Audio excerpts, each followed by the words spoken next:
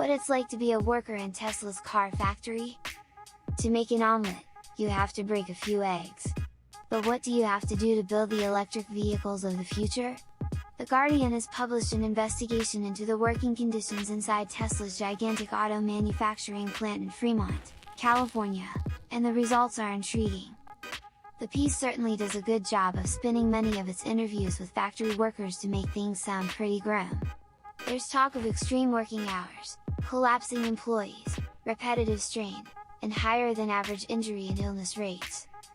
Much of that echoes the very public comments made earlier this year by one Tesla worker, Jose Moran.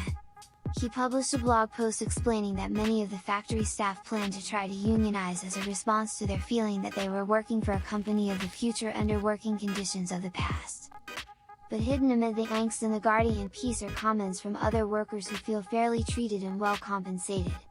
And there's clearly a swell of pride to be at working in the factory. One worker says that having a job there is like you died and went to auto worker heaven, while another feels like the organization is changing the world. Advertisement.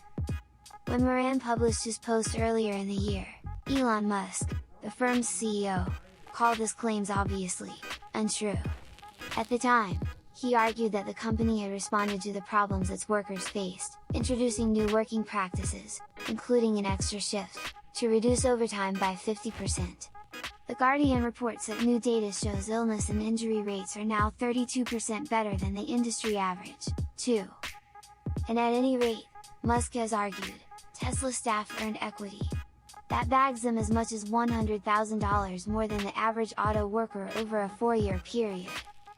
It's hard to read all these very mixed messages and not compare the prospect of working in the Tesla factory to the experience of working at a startup. In fact, while it may hope to produce 500,000 cars next year, and employs thousands of people, in many respects that's what Tesla remains.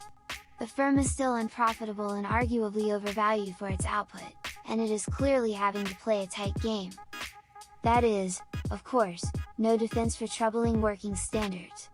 But the message of the Guardian article could equally be recast not as one of pure doom and gloom, but as one of a company still learning its way in the sector, correcting its early mistakes, and trying to do its best by its staff and the environment. The truth is probably somewhere in between.